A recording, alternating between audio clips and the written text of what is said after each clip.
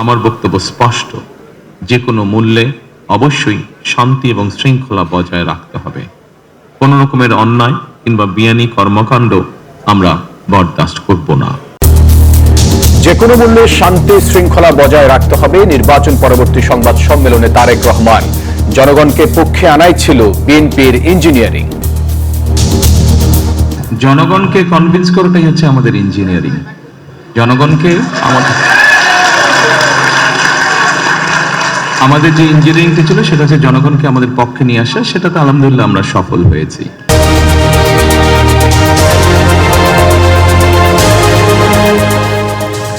জানাচ্ছিলাম প্রধান শিরোনাম, এবার জানাবো অন্যান্য শিরোনামগুলো।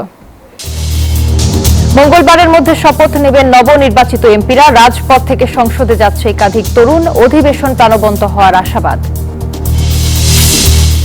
নির্বাচন পরবর্তী সহিংসতায় নিহত 2, আহত শতাধিক। ভোট শান্তিপূর্ণ হলেও অস্থিরতা কাটেনি বলছেন বিদেশি পর্যবেক্ষক। ভোটের মাঠে দলগুলোর সহনশীলতায় নির্বাচন শান্তিপূর্ণ হয়েছে। মত বিশ্লেষকের ভয়ডরহীন ভোটের সংস্কৃতি গণতন্ত্রের সৌন্দর্য। অর্থনীতির কঠিন চ্যালেঞ্জ মাথায় নিয়ে সরকার গঠন করতে যাচ্ছে বিএনপি। মূল্যস্ফীতি কমানো আর সুশাসনে জোর দেওয়ার পরামর্শ।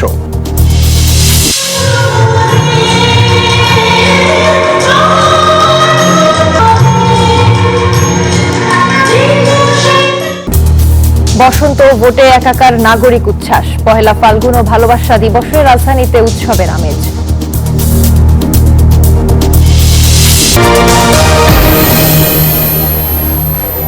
স্বাগত নিউজ 24 সংবাদে। আপনাদের সাথে আছি আমরা দুজন, আমি জান্নাতুল ফেরদৌস রুবা এবং আমি ফয়সাল মাহমুদ। দর্শক দেখছিলেন বিআরবি কেবলস সংবাদ শিরোনাম। এবারে বিস্তারিত। যে কোনো মূল্যে আইন শৃঙ্খলা স্বাভাবিক রাখতে হবে। বিএনপির ভূমিধস বিজয়ের পর সংবাদ সম্মেলনে জানালেন বিএনপি চেয়ারম্যান তারেক রহমান। বলেন, কোনো ধরনের সহিংসতা প্রতিশোধ বরদাস্ত করা হবে না।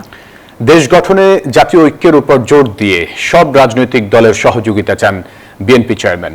পররাষ্ট্রনীতির ক্ষেত্রে সবার আগে বাংলাদেশের স্বার্থকে প্রাধান্য দেওয়ার কথাও জানান আগামীর প্রধানমন্ত্রী। লন্ডনে নির্বাসিত জীবন শেষে দেশে ফিরে রাজনীতির প্রাণকেন্দ্র হয়ে ওঠেন তারেক রহমান। তারপর মায়ের মৃত্যুর শোক বুকে নিয়ে শক্ত হাতে হাল ধরেন বিএনপির। ভোটের দিনও ঘুরেছেন কেন্দ্র থেকে কেন্দ্রে। সব জল্পনা কল্পনা আর অনিশ্চয়তার অবসান ঘটিয়ে নির্বাচনে নিরঙ্কুশ বিজয় অর্জন করে বিএনপি। দলটির এই ভূমিধস বিজয়ের পেছনে ছিল তারেক রহমানের ক্যারিসমাটিক নেতৃত্ব। এক ঐতিহাসিক নির্বাচনের মাধ্যমে শনিবার নির্বাচন পরবর্তী সংবাদ সম্মেলনে দেশ গঠনে সব দলের সহযোগিতা চান বিএনপি চেয়ারম্যান তারেক রহমান। বলেন, যে কোনো মূল্যে শান্তি শৃঙ্খলা বজায় রাখতে হবে। এই বিজয় বাংলাদেশের, এই বিজয় গণতন্ত্রের, এই বিজয় গণতন্ত্রকামী জনগণের। আজ থেকে আমরা সবাই স্বাধীন।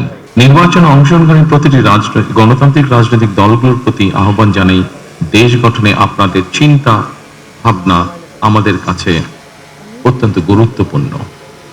আমাদের পথ এবং মত ভিন্ন থাকতে পারে, কিন্তু দেশের সাথে আমরা সবাই এক। আমি বিশ্বাস করি জাতীয় ঐক্য আমাদের শক্তি, বিভাজন আমাদের দুর্বলতা। আমার বক্তব্য স্পষ্ট, দলমত, ধর্ম, বর্ণ কিংবা ভিন্ন মত যাই থাকুক, কোনো অজুহাতে অবশ্যই দুর্বলের উপরে সবলের আক্রমণ আমরা মেনে নেব না। নির্বাচনের আগে জনগণকে দেয়া প্রতিটি অঙ্গীকার পর্যায়ক্রমে বাস্তবায়ন করার ঘোষণা দেন তারেক রহমান। 31 দফার আলোকে ঘোষণা করা হয়েছে দলীয় ইশতেহার। একই সঙ্গে কয়েকটি বিষয়ে নোট অফ ডিসেন্ট দিয়ে বিএনপি জুলাই সনদেও স্বাক্ষর করেছে। আমরা জনগণের কাছে প্রতিশ্রুতিবদ্ধ, প্রত্যাশিত প্রতিটি অঙ্গীকার পর্যায়ক্রমিকভাবে বাস্তবায়ন করব ইনশাআল্লাহ। পরে দেশি বিদেশি সাংবাদিকদের নানা প্রশ্নের উত্তর দেন আগামীর প্রধানমন্ত্রী। বলেন, পররাষ্ট্রনীতির ক্ষেত্রে সবার আগে বাংলাদেশের স্বার্থকে প্রাধান্য দিবে BNP. We have cleared ourselves regarding the foreign policy, which is the interest of Bangladesh and the interest of Bangladeshi people comes first. By protecting the interest of Bangladesh and the people of Bangladesh, we will decide our foreign policy. BNP নির্বাচনে engineering এর আশ্রয় নিয়েছে কিনা এমন প্রশ্নের জবাব দেন তারেক রহমান। জনগণকে convince করাটাই হচ্ছে আমাদের ইঞ্জিনিয়ারিং। জনগণকে আমাদের যে ইঞ্জিনিয়ারিংটা ছিল সেটা হচ্ছে জনগণকে আমাদের পক্ষে নিয়ে আসা, সেটাতে আলহামদুলিল্লাহ আমরা সফল হয়েছি। সুষ্ঠু উৎসবমুখর নির্বাচন উপহার দেয় অন্তর্বর্তীকালীন সরকার, নির্বাচন কমিশন এবং আইনশৃঙ্খলা বাহিনী সহ সংশ্লিষ্ট সবাইকে ধন্যবাদ জানান তারেক রহমান। রাজনীতিতে সাইফুল ইসলাম, নিউজ 24, ঢাকা। মঙ্গলবারের মধ্যে শপথ নেবেন নবনির্বাচিত এমপিরা, এমনটি জানিয়েছেন প্রেস সচিব। প্রধান উপদেষ্টার বিশেষ সহকারী আলী রিয়াজ বলেন, এবার সংসদ সদস্যরা 2 বার শপথ পড়বেন। একই দিন মন্ত্রিপরিষদ সচিব জানালেন, নতুন মন্ত্রিসভার শপথ হতে পারে আগামী 4 দিনের মধ্যে। সংবিধান অনুযায়ী বঙ্গভবনে রাষ্ট্রপতি এ শপথ পড়াবেন। ত্রয়োদশ জাতীয় সংসদ নির্বাচনে 2/3 বেশি আসন পেয়ে 2 যুগ পর সরকার গঠন করতে যাচ্ছে বিএনপি। সংখ্যাগরিষ্ঠ আসনে জয়ের মধ্য দিয়ে বিএনপি চেয়ারম্যান তারেক রহমান দেশের পরবর্তী প্রধানমন্ত্রী হবেন, দলটি এ ঘোষণা আগেই দিয়েছে। তিনি শুরু করবেন। এখন নির্বাচিত সংসদ সদস্য এবং নতুন মন্ত্রিসভার শপথ কবে, কারা থাকছেন নতুন মন্ত্রিসভায় তা নিয়ে চলছে আলোচনা। নতুন মন্ত্রিসভার শপথের আয়োজন করে মন্ত্রিপরিষদ বিভাগ, তবে শপথ হয় বঙ্গভবনে। রাষ্ট্রপতি এ শপথ পড়ান। এর আগের প্রস্তুতি হিসেবে এখন ব্যস্ত মন্ত্রিপরিষদ বিভাগ। মন্ত্রিপরিষদ সচিব শেখ আব্দুর রশিদ জানান, আগামী 3 দিন বা সর্বোচ্চ 4 দিনের মধ্যে মন্ত্রীদের শপথ হয়ে যাবে। যদি আমাদেরকে নির্দেশ দেওয়া হয় বা ইন্ডিকেট করা হয় যে অমুক তারিখে অমুক সময় হবে, আমরা সেই মোতাবেক কাজ করব। সেটা ইভেন কালকে হলেও কালকে কাজ করতে হবে, 2 দিন পরে হলেও 2 দিন পরের জন্য আমাদের কাজ করতে, আমাদের জানার পরে সেটা বলতে পারে, তার আগে কোনো আমাদের সেটা অনুমান করছে যে এটা শেষ হবে। হ্যাঁ, আপনারা ঠিকই ধরেছেন। প্রচলিত নিয়ম অনুযায়ী সংসদ সদস্যদের শপথ পাঠের মাধ্যমে সংসদ গঠিত হয়। সেই সংসদের সংখ্যাগরিষ্ঠ দলের প্রধানকে সরকার গঠনের আমন্ত্রণ জানান রাষ্ট্রপতি। এদিকে সকালে সংসদ সদস্যদের শপথ পাঠের পর একই দিন বিকেলের দিকে প্রধানমন্ত্রী ও মন্ত্রিসভার সদস্যরা রাষ্ট্রপতির কাছে শপথ নিতে পারেন। ফরেন সার্ভিস একাডেমিতে সংবাদ সম্মেলনে এ বিষয়ে কথা বলেন প্রেস সচিব। গেজেট প্রকাশ হয়েছে এবং বাকি কাজ খুব দ্রুত গতিতে চলছে। চিফ অ্যাডভাইজার কালকেও কাজ করেছেন, আজকেও চিফ অ্যাডভাইজার কাজ করছেন এবং পুরো টিম কাজ করছে, ক্যাবিনেট কাজ করছে স্মুথ ট্রানজিশনের জন্য। প্রধান উপদেষ্টার বিশেষ সহকারী আলী রিয়াজ বলেন, প্রথমবারের মতো এবার সংসদ সদস্যরা 2 বার শপথ নেবেন। জাতীয় সংসদের নির্বাচিত সদস্যদের দ্বারাই সংবিধান সংস্কার পরিষদ গঠিত হবে এবং জাতীয় সংসদের নির্বাচিত সদস্যরা 2টো শপথ গ্রহণ করবেন। একটি হচ্ছে জাতীয় সংসদের সদস্য হিসেবে এবং আরেকটি হচ্ছে সংবিধান সংস্কার পরিষদের সদস্য হিসেবে।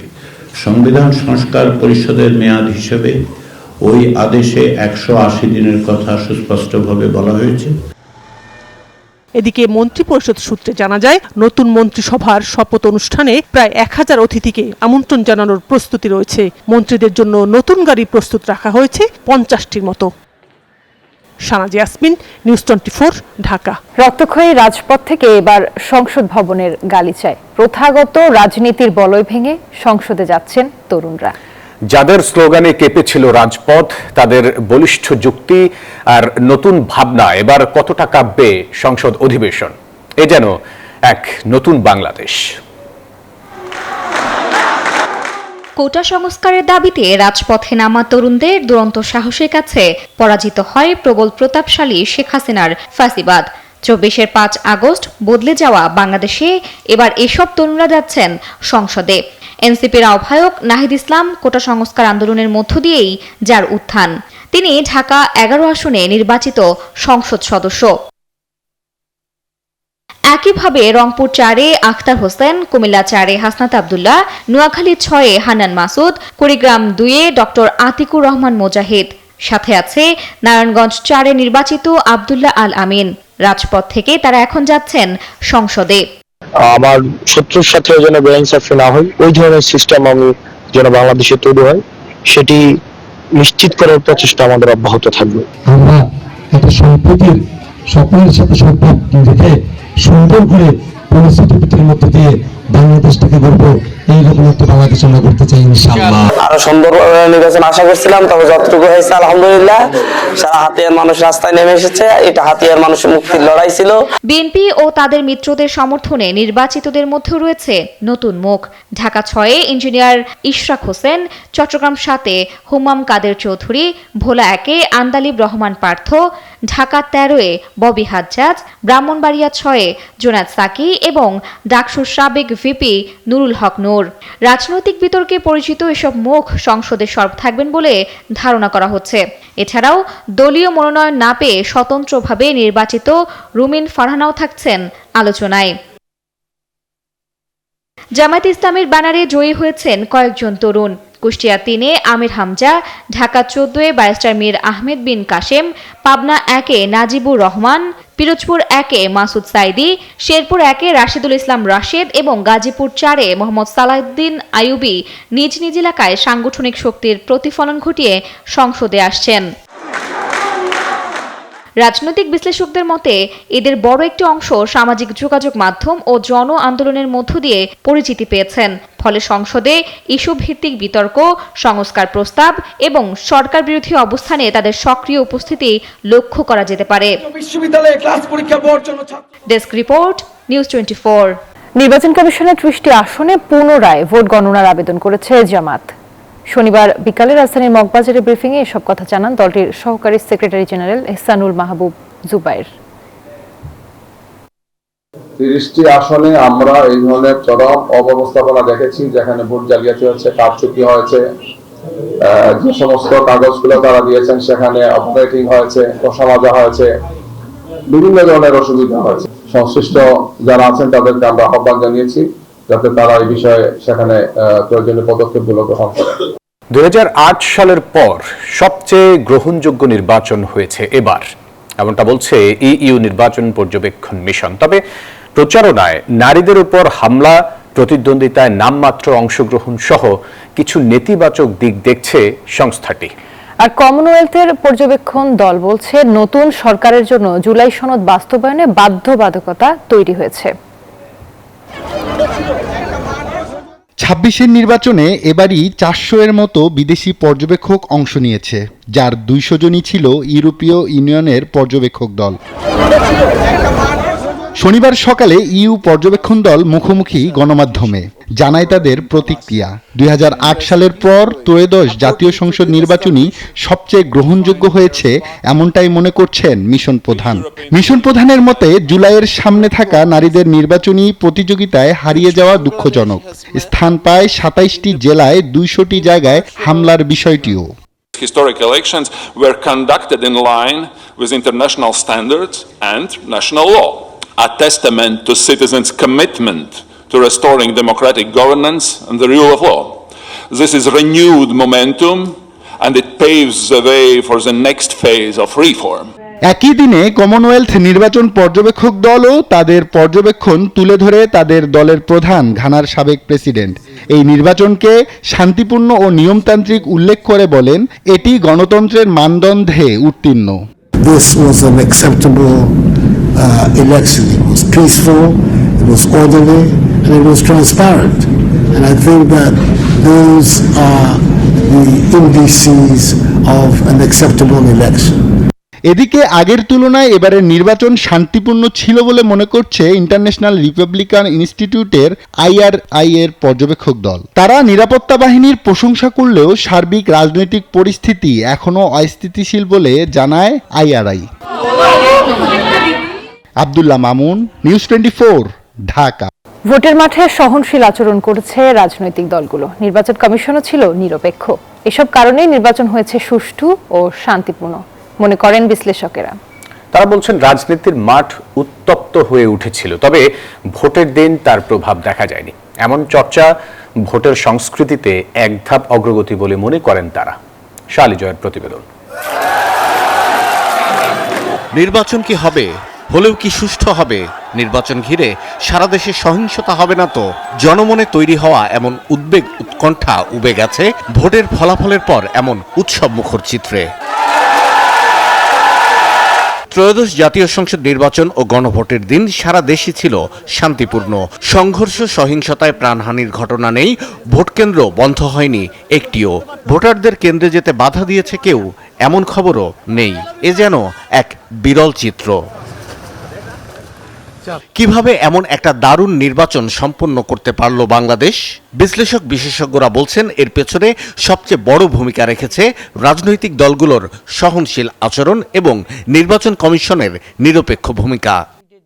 মানুষের, জনমনের, নাগরিকদের যে সদিচ্ছা এবং প্রতিজ্ঞা যে আমরা এবার ভোট দেবই, সেটাই নির্বাচনটাকে এক করে এনে সাফল্যের দরজায় নিয়ে এসেছে। বড় ক্রেডিট হচ্ছে রাজনৈতিক দলগুলো, যারা এবারে প্রচার প্রচারণায় বাক্য বিনিময় হয়েছে, অনেক উত্তপ্ত বাক্য বিনিময় হয়েছে, কিন্তু নির্বাচনের মাঠে তারা সহনশীল আচরণ করেছে এবং সে কারণে হয়তো নির্বাচনটা আজকে সফলভাবে করা সম্ভব হলো। শুরুর দিকে নির্বাচন কমিশনের সক্ষমতা নিয়ে প্রশ্ন তুলেছিলেন কেউ কেউ, বিশেষ করে পোস্টাল ব্যালট কিংবা নির্বাচন পর্যবেক্ষক নিয়োগের মতো বিষয়গুলো নিয়ে সমালোচনা ছিল বিস্তর। বিশ্লেষকরা বলছেন এত কিছুর পরও একটি ভালো নির্বাচন উপহার দিয়েছে কমিশন। এই নির্বাচন কমিশন নিরপেক্ষতা ধরে রাখতে পেরেছে এবং আপনি দেখেন যে এরকম একটা অস্থির পরিবেশে তারা কিন্তু রাজনৈতিক দলগুলোকে ঠিক স্মার্টলি হ্যান্ডেল করেছে, যেটা আমরা বলি, এবং সে কারণে কিন্তু নির্বাচনটা করা সম্ভব হয়েছে।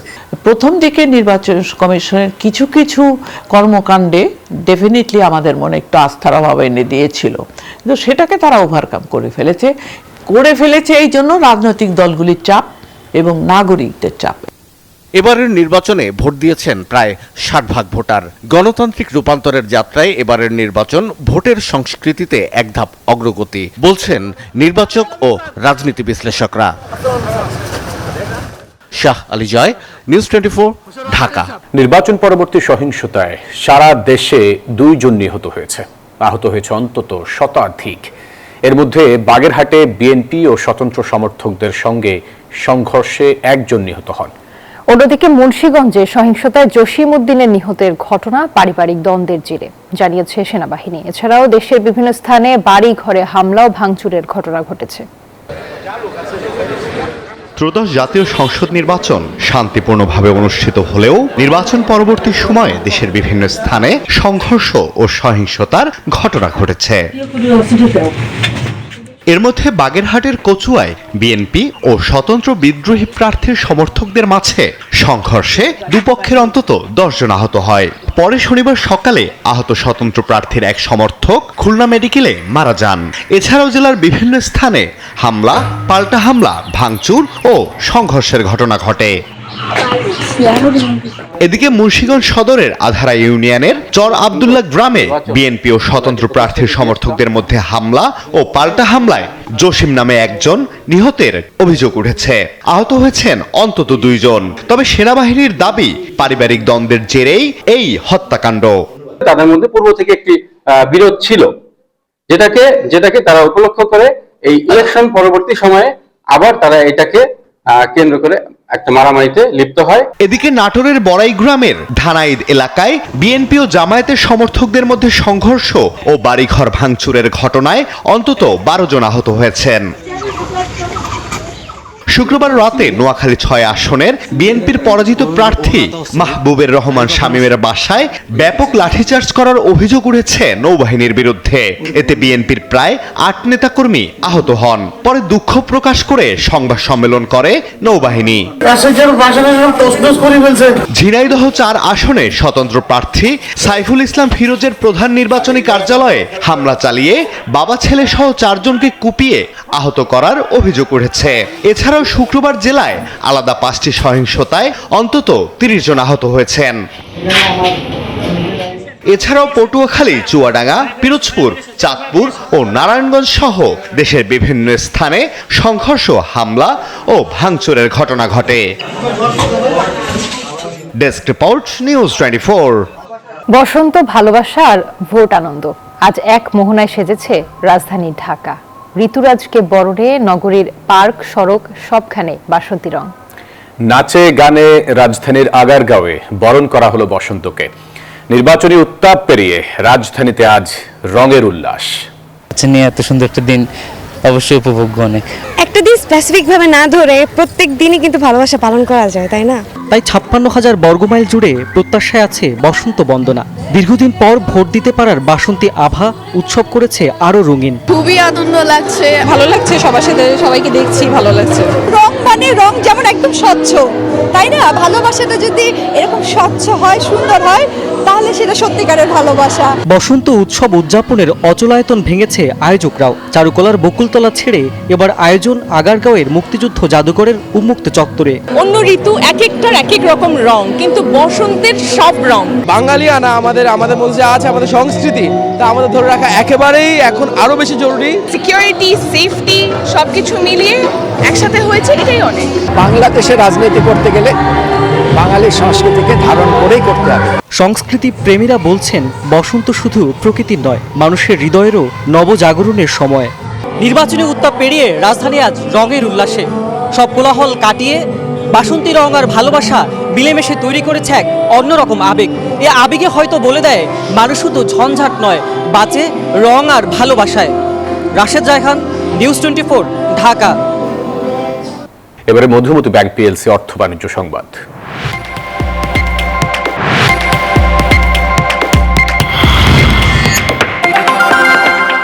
অর্থনীতির কঠিন চ্যালেঞ্জ মাথায় নিয়ে সরকার গঠন করতে যাচ্ছে বিএনপি। মূল্যস্ফীতি কমিয়ে এনে জনগণকে স্বস্তি দেয়া ও কাজের সুযোগ তৈরি করাই হবে নতুন সরকারের প্রধান লক্ষ্য। বিনিয়োগ পরিবেশ ফিরিয়ে এনে ব্যবসায়ীদের আস্থায় আনতে পারলে কাজটা কঠিন হবে না বলছেন অর্থনীতিবিদরা। তবে প্রয়োজন হবে সুশাসন নিশ্চিত করা। জাতীয় সংসদ নির্বাচনে ভূমিধস বিজয়ের পর এবার সরকার গঠন করতে যাচ্ছে বাংলাদেশ জাতীয়তাবাদী দল বিএনপি। তবে নতুন সরকারের সামনে সবচেয়ে বড় চ্যালেঞ্জ হিসেবে হাজির হতে পারে ধুঁকতে থাকা অর্থনীতি। গত 1.5 বছরে অনেক চেষ্টাতেও অর্থনীতির গতি ফেরাতে পারেনি অন্তর্বর্তী সরকার। এখনো উচ্চমাত্রায় রয়ে গেছে মূল্যস্ফীতি, রাজস্ব ঘাটতি আর বৈদেশিক ঋণের বোঝায় জর্জরিত দেশ। ম্যাক্রো ইকোনমি যেখানে কিছু স্থিতিশীলতা গত 18 মাসে এসছে, সেখানে আরো অনেক কাজ বাকি আছে। ইনফ্লেশন নামানো, ফরেন এক্সচেঞ্জ রিজার্ভ আরো শক্তিশালী করা, যখন ইম্পোর্ট ডিমান্ড বাড়বে টাকার মান স্থিতিশীলতা ধরে রাখা, সেই কাজ এখনো বহু বাকি আছে। উচ্চ ব্যাংক সুদ হার ও জ্বালানি সংকটে ভুগছে দেশীয় শিল্প। ফলে বিনিয়োগ বাড়াতে এসব সংকট সমাধানের পাশাপাশি ব্যবসায়ীদের আস্থা ফেরানো জরুরি বলছেন অর্থনীতিবিদ ও ব্যবসায়ীরা। তবে দুর্নীতি রোধ ও আর্থিক খাতে সুশাসন নিশ্চিত করা না গেলে সব প্রচেষ্টা ব্যর্থ হবে বলছেন বিশ্লেষকরা। অর্থনৈতিক সুশাসন যেটা ছাড়া স্থিতিশীলতা এবং প্রবৃদ্ধির সহায়ক পরিবেশ আসবে না, এবং বিশেষ করে দুটো জায়গায়, একটা হলো ব্যাংকিং এবং জ্বালানি। ব্যাংকিংয়ে লুটপাট বন্ধ করা গেছে, কিন্তু সেখানে এখনো সুশাসনের অনেক কাজ বাকি আছে। গত 1.5 বছরে সরকার প্রয়োজন মনে করেনি আমাদের সাথে আলোচনা করার, এবং কোনো বিষয়ে আমাদের সাথে বসে নাই। এটা ছিল আমাদের জন্য সবচেয়ে হতাশাজনক। বাট এই সরকার আশা করি সেটা করবে না। ডাইরেক্ট ট্যাক্স, ইনডাইরেক্ট ট্যাক্স, আপনার ভ্যাট থেকে শুরু করে আপনার ব্যাক টু ব্যাক এলসি, এগুলো সবকিছুই কিন্তু বিএনপি সময়কালে প্রবর্তন করা, সেগুলোর কিন্তু সুফল পরবর্তীতে বিগত সরকারগুলো পেয়েছে। তা আমরা আশা করব যুগান্তকারী আরো কিছু আধুনিক সংস্কার এই সরকারের কাছ থেকে, নতুন সরকারের কাছ থেকে জনগণ পাবে। সবকিছু ঠিক থাকলে সোমবার প্রধানমন্ত্রী হিসেবে শপথ নেবেন তারেক রহমান। আসার কথা শনিবার নিজের প্রথম সংবাদ সম্মেলনে দুর্নীতির বিরুদ্ধে নিজের শক্ত অবস্থানের কথা জানিয়েছেন তিনি। বলেন বিশেষ গোষ্ঠীকে অনৈতিক সুবিধা দেবে না তার সরকার। আমরা এমন একটা ইকোনমি ইন্ট্রোডিউস করতে চাই যেখানে সবাই সবার যোগ্যতা এবং মেধার ভিত্তিতে সবাই সবার মতন করে ব্যবসা বাণিজ্য সবকিছু করতে পারবে। কোনো একটা বিশেষ মহলকে আমরা সুযোগ দিতে চাই না। সেই সাথে ভারত, পাকিস্তান, চীন, যুক্তরাষ্ট্র সহ সব দেশের সাথে সম্পর্ক উন্নয়নের মাধ্যমে বাণিজ্য বৃদ্ধি ও অর্থনীতিকে এগিয়ে নিতে চান আগামীর সরকার প্রধান তারেক রহমান। রিয়াদ সুমন, নিউজ 24। দর্শক, ছিল নিউজ 24 সংবাদে। এতক্ষণ সাথে থাকার জন্য ধন্যবাদ।